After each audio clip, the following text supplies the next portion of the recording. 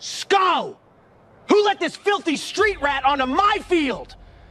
Look at you, dirty shoes, dirty clothes, dirty skin. You smell like the gutter you crawled out of. This is a place for champions, boy, not charity cases from the project. You think because they let you through the gate, you belong here? You never will.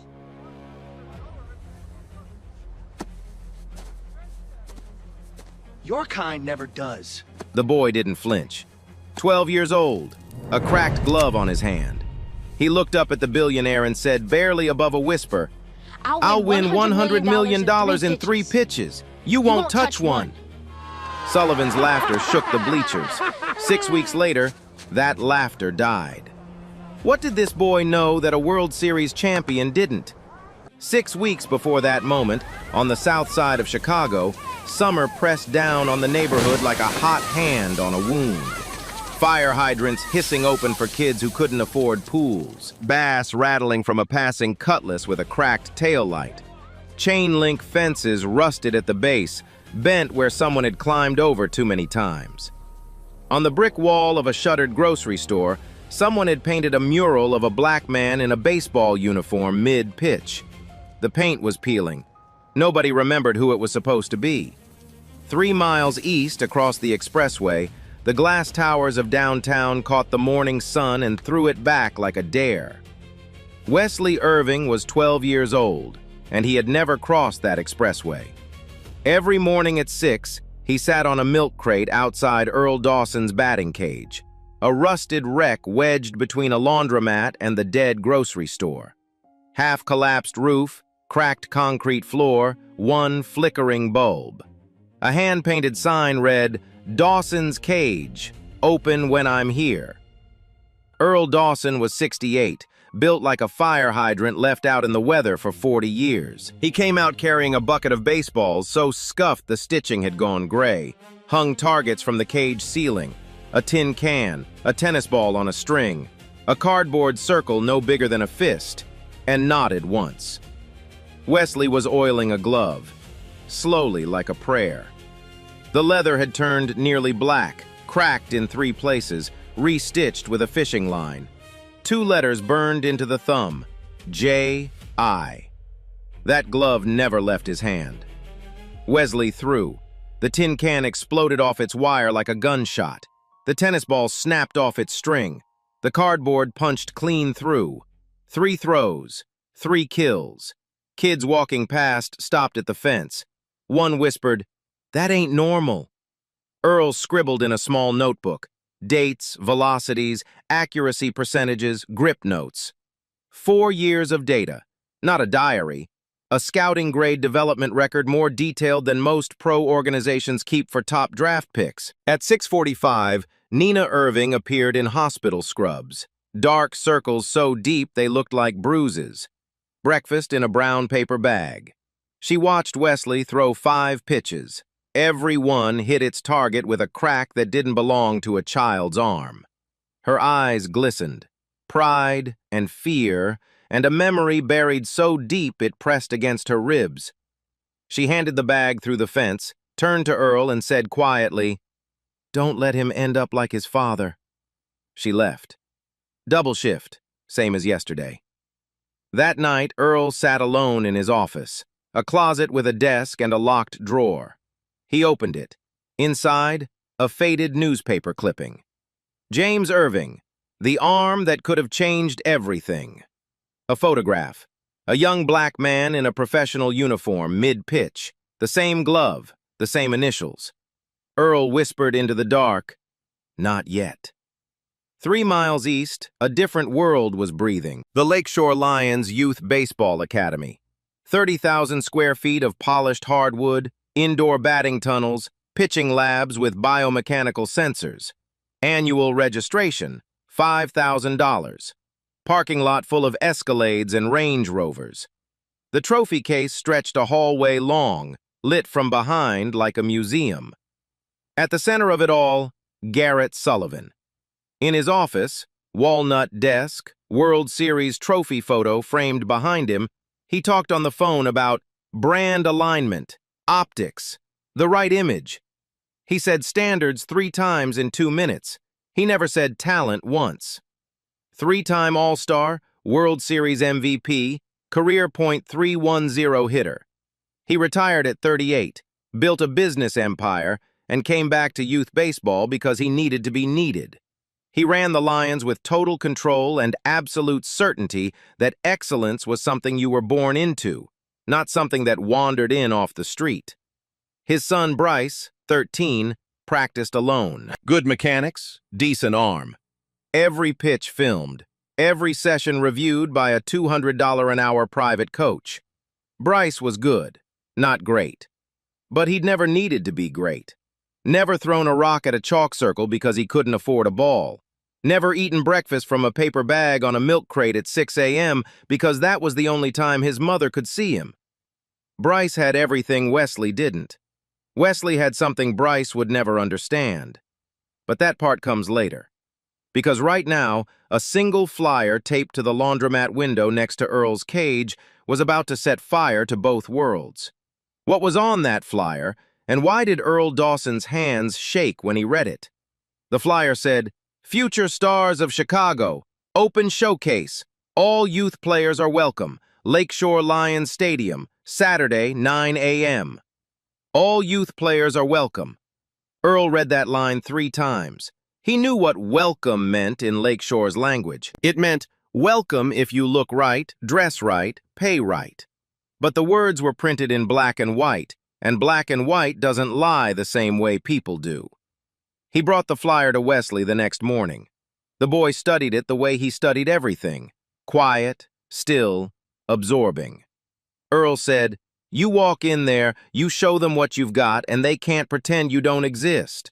Your daddy never got his fair shot. You will." Wesley folded the flyer into his back pocket. He didn't smile. He nodded once, the same nod Earl gave him before every drill, the language of men who don't waste words. Saturday, Lakeshore Stadium. Wesley arrived alone. He took the bus, 45 minutes, 2 transfers, the smell of diesel and sweat still hanging in the air when he stepped off. He walked through the parking lot, past rows of black Escalades and white Range Rovers that gleamed like they'd never touched a road with potholes. A woman in a tennis skirt unloaded a gear bag bigger than Wesley's entire closet. Their son walked ahead in a pressed uniform with his name embroidered on the chest. Wesley wore a gray t-shirt, dark jeans, and sneakers with holes at the toes. He carried his father's glove and a backpack with a water bottle and a granola bar. Inside, the air changed. Pristine artificial turf glowing under halogen lights, digital scoreboards cycling sponsor logos, the smell of new leather and fresh laundered uniforms.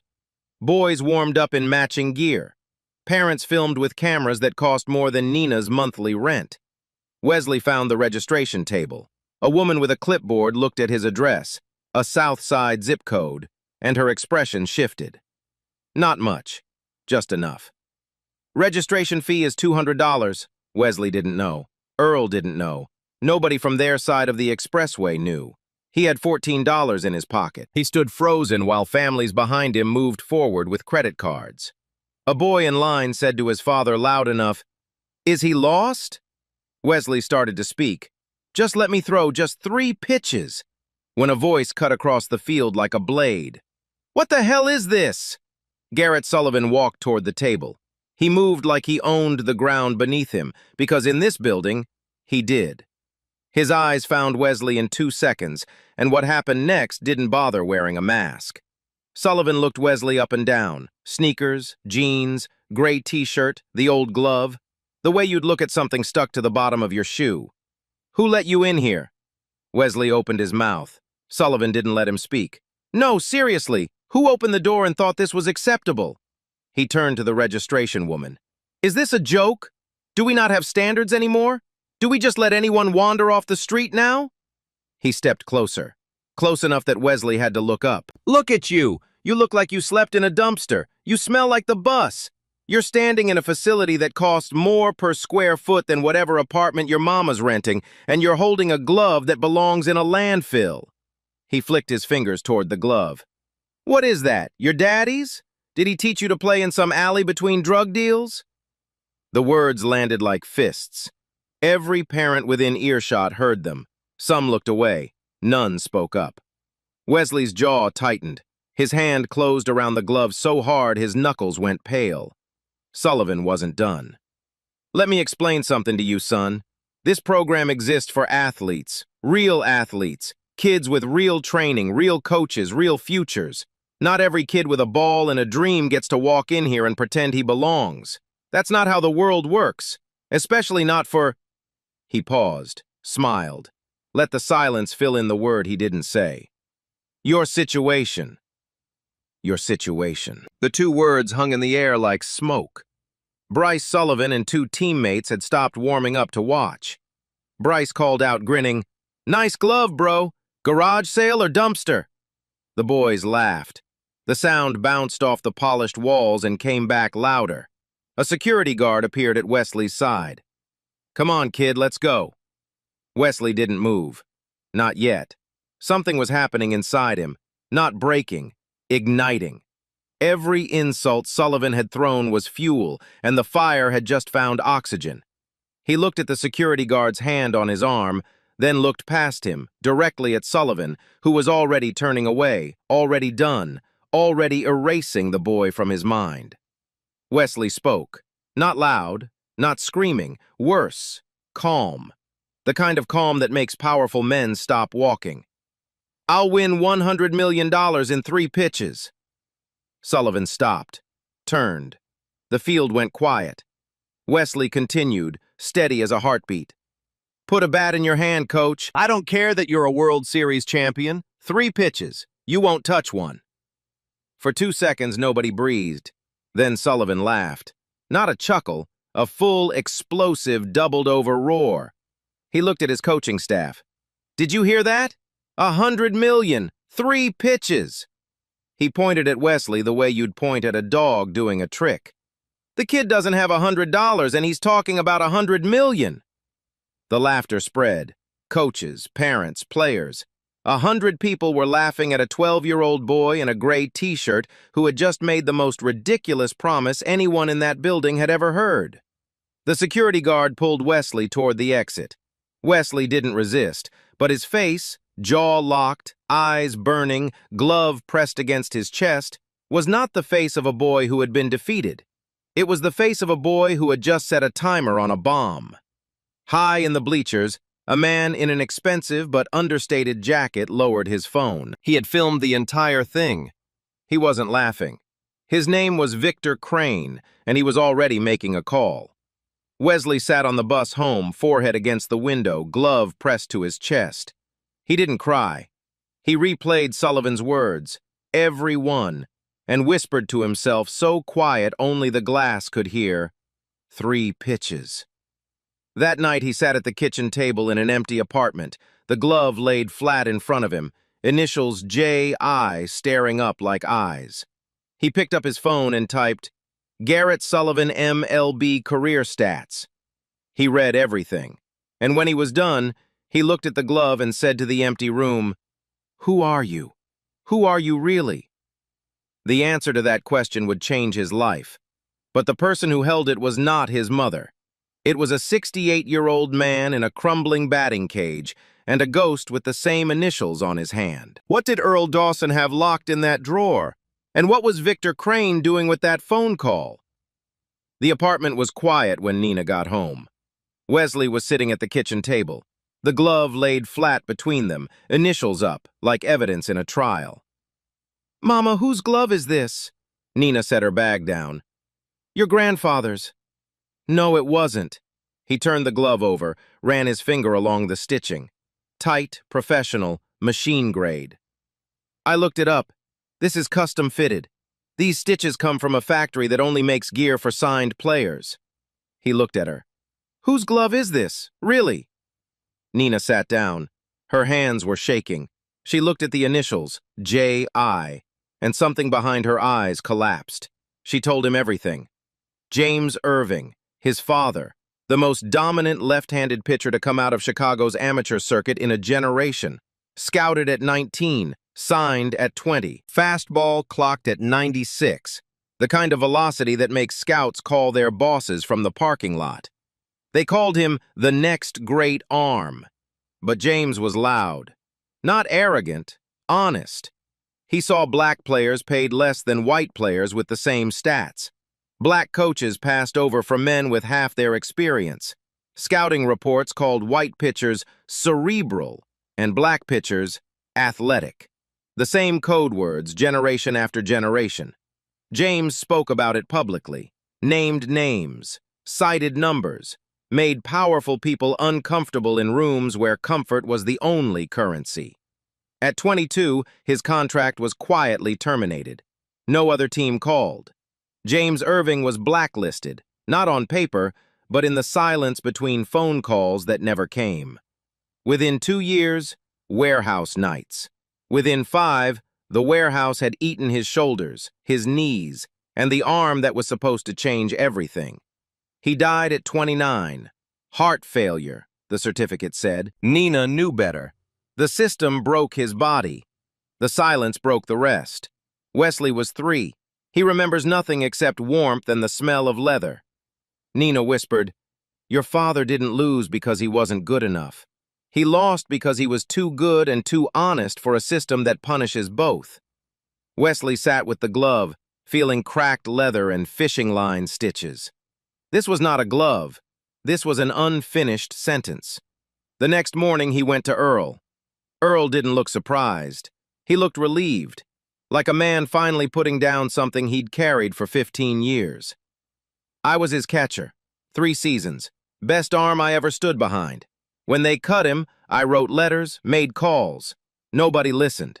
He paused. "When you were 8, throwing rocks behind the laundromat, hitting the same spot every time, I saw him. I saw James." 4 years. Earl had built Wesley in secret. The notebook wasn't sentiment. It was architecture. Every velocity reading, every accuracy drill, every adjustment tracked with the precision of a man who knew exactly what he was constructing. Proof that could not be denied. Then Earl taught him something that made the room go still. "Your father invented a pitch, a changeup, modified grip, unorthodox release. Comes in looking like a fastball, same speed, same line. Then in the last 10 feet it drops. Not drifts, drops, like someone cut the strings." Earl called it the ghost. "You throw this pitch once, and you throw it last. Nobody sees it before it matters, understand?" Wesley nodded. That same week, a town car parked next to the laundromat. Out stepped Victor Crane, tailored jacket, no tie, the quiet confidence of a man who built a billion-dollar empire from a neighborhood just like this one. "I was at the showcase. I saw what Sullivan did to your boy, and I saw what your boy did back." He looked at Wesley. "You told that man $100 million, 3 pitches. Did you mean it?" "Every word." Crane studied him, not the way Sullivan had, measuring what Wesley lacked, but measuring what he was worth. "Then I'll put up the money. You put up the arm." The alliance was set.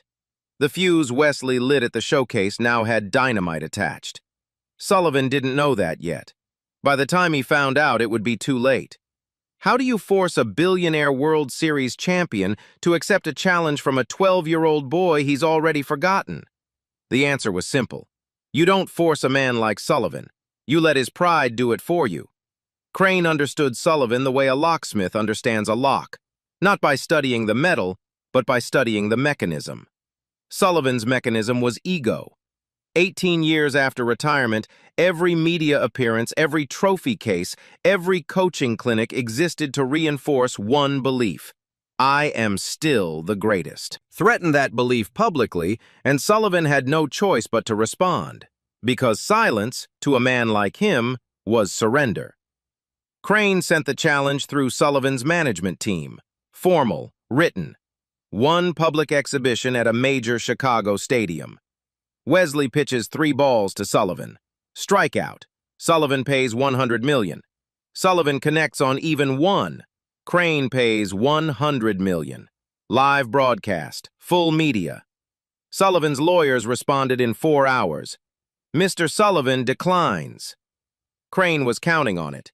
The refusal was step one. Step two, he leaked the story. Not the proposal, the showcase footage. Someone had filmed Wesley's declaration on their phone. Crane made sure it surfaced.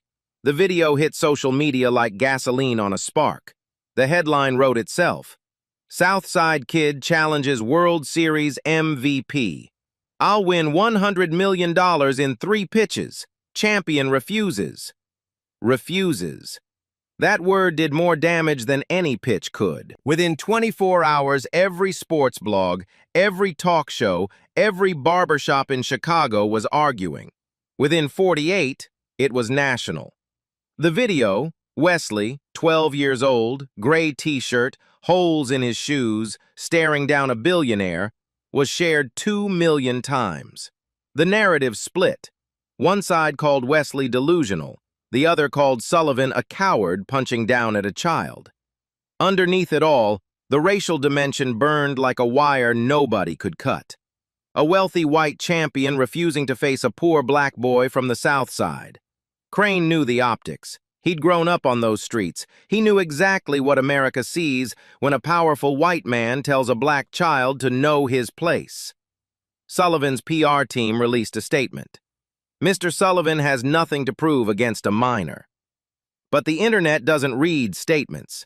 It reads images. And the image, Sullivan laughing, pointing, a child dragged out by security, was worth more than any press release. Someone created hashtag 3pitches. It trended for 3 days. Sullivan's name was no longer World Series champion. It was the man afraid of a 12-year-old. On the 4th day, Sullivan called a press conference. He stood behind a podium flanked by trophies and delivered his response with controlled fury. Fine, I'll face this kid and his little sideshow. When it's over, I'll donate the $100 million to charity and teach him a lesson about knowing his place. Knowing his place. The phrase detonated. He meant authority. The world heard something much older and much uglier. Every retweet, every think piece, every dinner table argument for the next 3 weeks circled back to those 3 words. The event was set. 3 weeks out. Broadcast rights sold. Ticket sales crashed the website in 11 minutes. Back on the South Side, inside the crumbling cage, the real work began. Earl had 3 weeks to prepare Wesley for the most important 45 seconds of his life. He trained the boy with a ferocity that bordered on cruelty. Not because Earl was cruel, but because Sullivan was still Garrett Sullivan. 55 years old, but still training 4 days a week. Still had the hand speed and eye coordination that made him a legend. Underestimating him would be suicide. Earl studied Sullivan obsessively. Old MLB footage, charity game clips, the training videos Sullivan posted to intimidate Wesley. Hundreds of at-bats mapped, swing mechanics cataloged. The data pointed to one critical flaw. Sullivan committed early on off-speed pitches. His career strikeout numbers confirmed it. His hands were fast, but his discipline was emotional. When he decided to swing, he swung with everything. He couldn't hold back. Earl built a 3-pitch sequence like an architect builds a bridge, every piece load-bearing. Pitch 1, fastball. Establish speed in Sullivan's eyes. Force his brain to calibrate. Pitch 2, cutter. Same arm motion, but the ball breaks 3 inches laterally at the last moment. Shift Sullivan's eye level. Plant doubt. Pitch 3, the ghost. Same motion, same release. 9 miles per hour slower, with a vertical drop that defies geometry. By the time Sullivan's brain realizes it's not a fastball, his bat is already committed to empty air. Wesley drilled the sequence until it lived in his muscles. 50 fastballs a day, 30 cutters. And the ghost, never. Not once where a window was open or a phone could record. Earl was absolute. That pitch does not exist until the 3rd strike. It is a ghost. Ghosts only appear when it's time. The cost was brutal. Wesley's fingers split and bled. Nina bandaged them at 11 every night, hands gentle, eyes afraid. Ice bags lived on the kitchen table like furniture. His shoulder ached in ways a 12-year-old's shoulder should never ache. but he never stopped. 3 days before the event, Tom Callahan called Earl. The MLB scout had seen the firestorm. He knew whose son Wesley was. 15 years ago, he'd written generational talent in his notebook and watched the system destroy the man anyway. "The numbers you sent me," Callahan said, "they're real. This kid's velocity at 12 is what his father threw at 20. I'm coming." Earl hung up, sat in the dark, and for the first time in 15 years allowed himself to believe. The night before the event, Wesley sat on his bed, glove on the pillow. Nina in the doorway, still in scrubs. She didn't say when, she said, "Your father never got to throw his last pitch. Tomorrow, you throw it for him." Wesley pressed the glove against his chest. The leather was warm. The initials bit into his skin like a fingerprint from another life. Not grief, a promise. Tomorrow, 15,000 people would learn what those 2 letters meant. And one of them, the one holding the bat, would wish he had never laughed. What did the stadium look like when Wesley stepped onto that mound? And what was playing on the jumbotron that turned Garrett Sullivan's face white? The stadium looked like a cathedral built for war. A single mound and home plate sat center field, spotlit from above like a boxing ring. The rest is dark. 15,000 seats, sold out. Jumbotron screens pulsed with a countdown. 3 pitches! Camera crews from 4 national networks lined the baselines. Sullivan emerged first. Custom uniform, his old number 14 in gold on the back. Polished helmet. A bat engineered for his grip, his swing, his hands. He walked to the plate slow and deliberate, owning every inch of ground. The crowd erupted. He tipped his helmet, waved, and flashed the smile. The legend. The man who could not be beaten by a child. Then Wesley walked out, opposite tunnel, alone. Gray t-shirt, jeans, sneakers, father's glove on his left hand. No entourage. Earl behind the backstop by rule, Crane in his box seat. He walked to the mound quiet, unhurried, like a boy carrying something heavy that nobody else could see. The roar dropped to a murmur. He looked impossibly small, a child in a circle of white light, 60 feet and 6 inches from a man who had spent a lifetime destroying things thrown in his direction. Commentators filled the silence, recapped the story, the odds. Vegas had Sullivan at -850, a retired pitcher on the panel. The kid has heart, but Sullivan hit .310 against Major League pitching. A 12-year-old? I don't see it. Then the jumbotron changed. The countdown disappeared. Black screen. 2 seconds of silence, long enough for 15,000 people to stop breathing. Then a video began. It opened on the south side, cracked sidewalks, chain-link fences, the mural on the brick wall. Earl's cage, rusted roof, flickering bulb, Wesley throwing in the half-dark. Raw, intimate footage. Then the image shifted. A photograph filled the screen, enormous, sharp. A young black man in a professional uniform, mid-pitch, left arm extended. On his hand, a glove. The same glove, the same initials. A headline appeared, "James Irving, the arm that could have changed everything." 90 seconds. Who James Irving was, the scouting reports, the silencing, the blacklisting, the warehouse, death at 29. Then white text on black. His son, Wesley Irving, stands on this mound tonight, wearing his father's glove. The stadium reacted like a body reacts to shock. Silence first. Then a sound that started low and built. Not cheering, not crying, somewhere between. 15,000 people processing the same revelation at once. Cameras found Nina, gripping the seat with both hands, tears streaming, jaw clenched so tight the tendons in her neck stood like cables. Cameras found Callahan in the front row. He removed his cap and held it against his chest. Cameras found Sullivan, standing at the plate, bat in hand, staring at the jumbotron. His face had changed. He knew the boy's first name. He didn't know the last name meant that. He didn't know the child he had mocked, humiliated, and dragged off his field was the son of James Irving, the man the system he thrived in had erased. He was staring at a ghost wearing a dead man's glove. His confidence didn't shatter. It cracked, a fracture running through the center of everything he believed about who deserved to stand on this field. In his box, Crane leaned forward.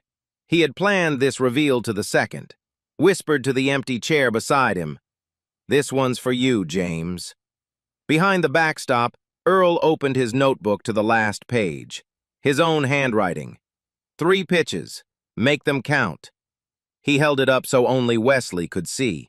Wesley read it, nodded once. The umpire stepped forward. Silence so complete you could hear the stadium lights humming 60 feet above. Countdown. Pitch, 1 of 3. Wesley adjusted his father's glove, pressed the initials into his palm, set his feet on the rubber. 15,000 people held their breath. What happened next would be replayed 22 million times, and it started with a fastball that made a World Series champion swing at air. Wesley stood on the mound, 12 years old, 60 feet and 6 inches from a man who had hit baseballs thrown by the best arms on the planet for 15 seasons. 15,000 people in the seats, millions streaming. The air had weight, pressing against skin like the moment before a thunderstorm breaks. He adjusted his father's glove. Cracked leather settled against his palm, initials biting into the skin between thumb and forefinger. Earl stood behind the backstop, arms folded, notebook closed. He gave Wesley a single nod, the nod that meant throw. Sullivan settled into his stance, back foot dug in, bat cocked, hands loose, weight balanced, eyes locked on Wesley's release point. This was muscle memory. 15 years of professional hitting encoded in bone. His body knew how to hit a baseball the way most people know how to breathe. Wesley wound up. The motion was smooth, unnervingly smooth for a child. His arm came through in a single whip crack, and the ball left his hand. 60 feet and 6 inches in the time it takes a heart to beat once. Sullivan's eyes tracked it. His brain calculated. Every signal said fastball. Every calculation said, swing now. He swung. Late. The ball was already buried in the catcher's mitt with a crack that echoed like a rifle shot. Sullivan's bat cut through empty air. Strike 1. The jumbotron flashed. 71 miles per hour. 71 from a 12-year-old arm. From a youth mound, that translates to facing 95 plus from a regulation distance. The stadium gasped. 15,000 throats inhaling at once. A commentator said, "That can't be right," before catching himself. Sullivan stepped out. He didn't look at the crowd. He stared at the mound, and for the first time since the challenge was announced, the smirk was gone. Recalculation. The thing on that mound was not what he assumed. Nina sat in the stands, hands clasped, knuckles white as bone. Crane was motionless in his box, radiating intensity. Callahan wrote a single number in his notebook and underlined it twice. Earl's eyes closed briefly. He'd seen that pitch 10,000 times from this boy and once from his father. Sullivan stepped back in, adjusted his helmet, dug deeper. Countdown. Pitch, 2 of 3. Wesley knew what Sullivan would do. A hitter of that caliber doesn't get fooled twice by the same pitch. Sullivan's brain had calibrated to 71. His timing would adjust. Same fastball again, and Sullivan would connect. So Wesley changed. The cutter. Same arm slot, same windup, same release point. Identical in every way a hitter's eyes can detect, until the last 3 inches, when the ball breaks laterally, sliding away from a right-handed bat like a door closing in his face. Wesley wound up. Same motion. Deliberately identical. Because the cutter's power is not in the pitch, it's in the lie it tells. It says, "This is the fastball you just saw. Trust your eyes. Commit." Sullivan trusted. He committed. His swing was violent, full torque, hips rotating, hands driving through the zone with the force that had sent 412 career home runs over outfield walls. The ball was cut, 3 inches outside. 3 inches doesn't sound like much. In baseball, 3 inches is the distance between a home run and humiliation. Sullivan's bat passed through the space where the ball should have been, but wasn't. The barrel missed by the width of a finger. Strike 2. Half the crowd was on its feet. This was no longer a spectacle. This was reckoning. Sullivan stood at the plate, bat extended, staring at the spot where the ball vanished. Then he stepped out and did something he hadn't done in 18 years. Bounced on his toes. A nervous habit from his playing days. The habit of a man no longer certain he was going to win. He looked at Wesley. No arrogance, no celebration. Stillness. The boy's expression hadn't changed since pitch 1. Calm, locked, untouchable. The same composure James Irving wore in every photograph. Sullivan was seeing a dead man's face on a living boy's body, and whether he understood it or not, it was dismantling him from the inside. Nina was standing, both hands over her mouth. Earl had tears on his cheeks, but his whisper was steel. "One more, baby. One more." Crane hadn't moved, fist clenched, carved from stone. Callahan had stopped writing. Sullivan stepped back in, dug his back foot deep enough to kick up dirt, choked up a half-inch on the bat. A concession. No longer swinging for power. Swinging for survival. Countdown. Pitch 3 of 3. The noise was deafening, then it vanished. As Wesley began his wind-up, 15,000 people stopped making sound at exactly the same moment. The silence was sudden, physical, sacred. This was the pitch Wesley had never thrown in public, the pitch his father invented, the pitch no one had thrown since James Irving was erased from the game. The modified changeup with the unorthodox grip that causes the ball to drop, not drift, not fade, drop, like gravity reaches up and yanks it from the air. The ghost. Wesley wound up. Same arm slot, same motion, same release. To Sullivan's eyes, this was the fastball. Every signal screamed, 71, straight, belt high. 15 years of professional muscle memory locked into a single decision. Swing now, swing hard, end this. He swung with everything, every ounce of World Series power left in his 55-year-old body. The ball left Wesley's hand at 62 miles per hour, 9 miles slower, an eternity in a hitter's timing. It traveled toward the plate on the same plane, same trajectory, same line. And then, in the last 10 feet, it dropped, as if the air opened a trap door beneath it. 18 inches straight down, falling beneath Sullivan's bat like the ground disappearing under a man's feet. Sullivan's swing cut through empty space at belt height. The ball arrived at knee height. 18 inches of nothing between them. The distance between everything Sullivan believed about himself and the truth. The ball thudded into the catcher's mitt, a soft leather pop that had no right to be the loudest thing 15,000 people had ever heard. Strike 3. 1 second of silence. One full, absolute second in which 15,000 people forgot how to make sound. Then the stadium detonated. Not a cheer, an explosion. A roar that started in the gut of the building and erupted outward like something held underwater too long. Screaming, crying, strangers grabbing strangers. Sullivan stood at the plate, bat hanging. He stared at the mound, at this boy in a gray t-shirt wearing a dead man's glove, and his face crumbled. Not anger, recognition.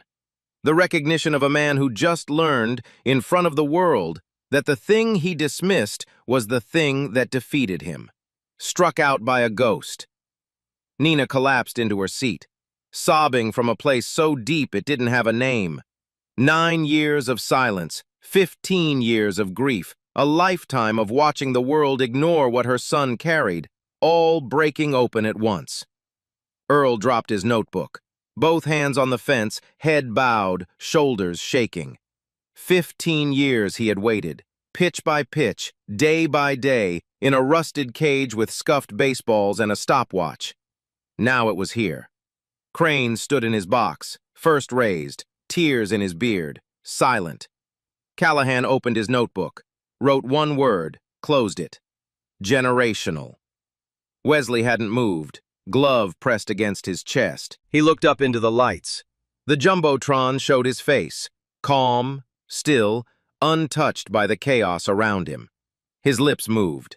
One word. Too quiet for any microphone, too quiet for anyone except the man whose initials were pressed against his heart. Daddy. 3 pitches, 3 strikes, 1 ghost. But the aftermath of those 45 seconds would be louder than any stadium. And what Sullivan did next shocked everyone who thought they knew how this story ended. The crowd was still roaring when Crane descended from his box seat, walked across the field, and extended his hand to Wesley. Not the way an adult shakes a child's hand, but formally, firmly, as an equal. You just won $100 million, young man. What are you going to do with it? Wesley didn't pause, didn't think. The answer came out the way his pitches came out. Fast, clean, from somewhere deep. Fix my mama's car, and build Earl a new batting cage. The stadium heard it through the field microphones. The roar that followed shook the press box windows. Within an hour, that line would be screenshotted, clipped, shared 4 million times, and printed on T-shirts that hadn't been designed yet. Then Sullivan did something no one predicted. He removed his helmet, set the bat on the ground, and walked, slowly, heavily, like a man carrying the full weight of what had just happened to him, from home plate to the pitcher's mound. The stadium went quiet, not silent, breathless. 15,000 people watching a billionaire World Series champion walk toward a 12-year-old boy he had publicly humiliated 6 weeks earlier. Sullivan stopped in front of Wesley, extended his hand. His face was difficult to read, not broken but rearranged. Something behind his eyes had been taken apart and hadn't been put back together yet. He said, "Your father had the best arm I never got to face. Now I have." Not an apology, an admission. And from a man whose entire identity was built on never admitting anything, an admission was harder than any apology could ever be. Wesley shook his hand. He didn't gloat, didn't smile. He looked Sullivan in the eye, the same eye he had looked into 6 weeks ago when the man laughed in his face and said, "You should have let me try out." 9 words. The simplest, most devastating sentence a child had ever spoken to a grown man. Sullivan absorbed them the way a body absorbs a blow it didn't see coming. He nodded once, turned, walked off the field. His son Bryce was waiting in the tunnel, looking at his father with eyes that would never see him the same way again. In the tunnel afterward, Callahan found Wesley, Nina, and Earl. He opened his leather notebook to a page dated 15 years ago. James Irving's scouting report, in Callahan's own handwriting. Generational talent. Below it, tonight's date and a new line. His son, same arm, same heart. The system will not fail this one. Wesley held up the glove.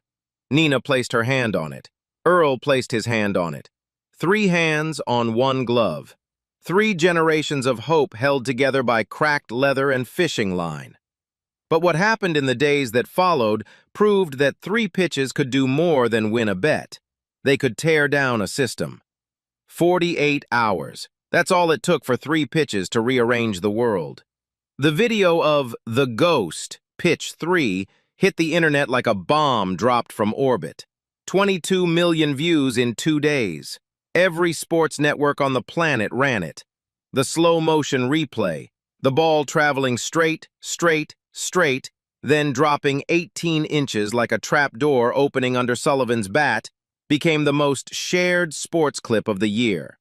People who had never watched a baseball game in their life were sharing it with captions like, "This kid," and "I've watched this 40 times and I still don't understand how the ball does that." Memes flooded every platform, remixes set to music, reaction videos from professional players who couldn't stop shaking their heads.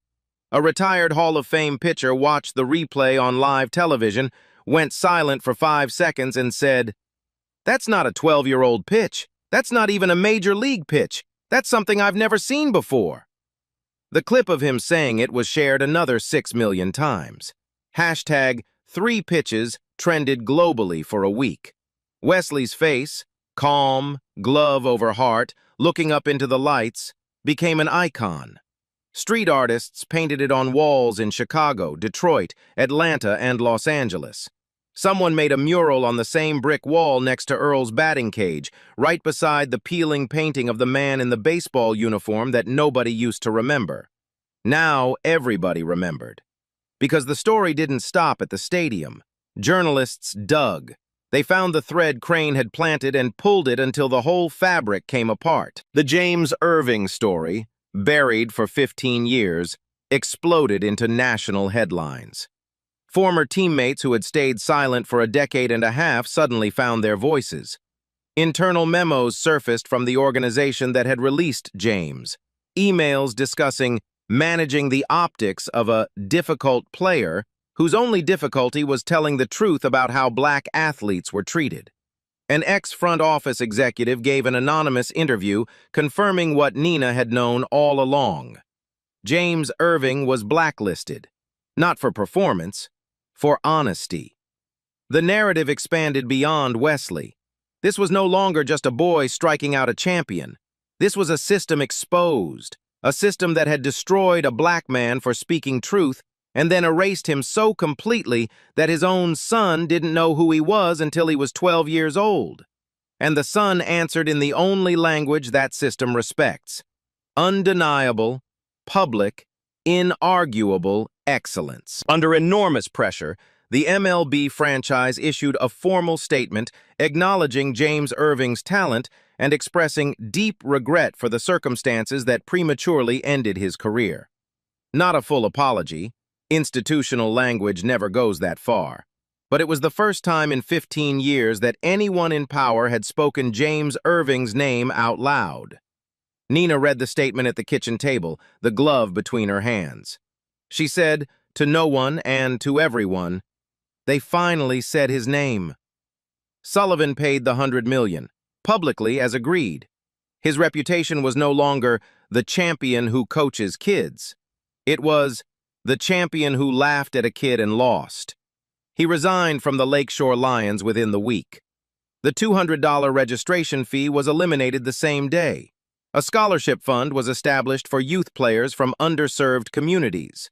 The system Sullivan built to exclude was dismantled from inside its own walls. Crane announced the $100 million would be placed in a trust, the James Irving Foundation, dedicated to funding baseball programs in underserved communities across America. Wesley would be the foundation's first ambassador. At the press conference, Crane said one sentence that made every headline. This money was never mine. It was always James Irving's. His son just collected it. Wesley was invited to the National Youth Baseball Elite Development Program, the top feeder system for future MLB talent. He accepted. On his first day, he arrived carrying 2 things: a new equipment bag from Crane and his father's glove. Earl closed the batting cage for the last time, donated every piece of equipment to a community center 3 blocks away. On his way out, he taped 2 photographs to the wall by the entrance.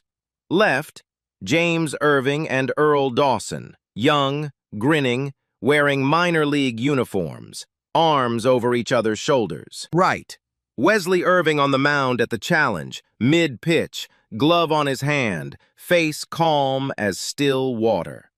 2 photos, 2 generations, 1 unbroken line. And one last thing. Small, quiet, almost missed.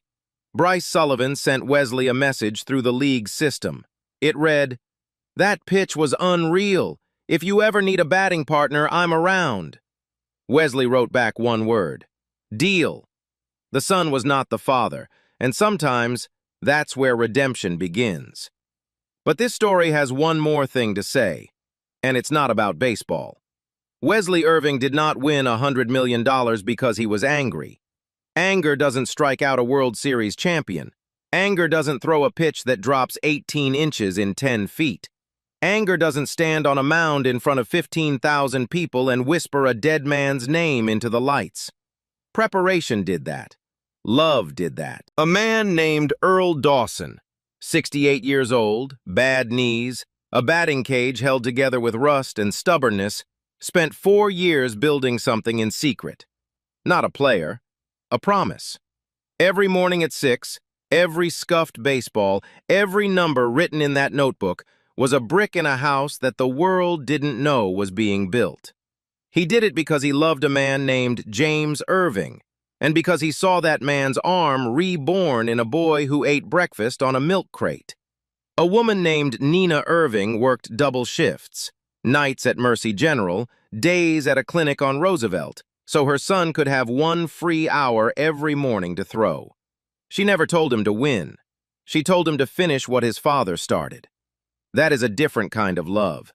The kind that doesn't protect you from the fire. The kind that teaches you how to walk through it.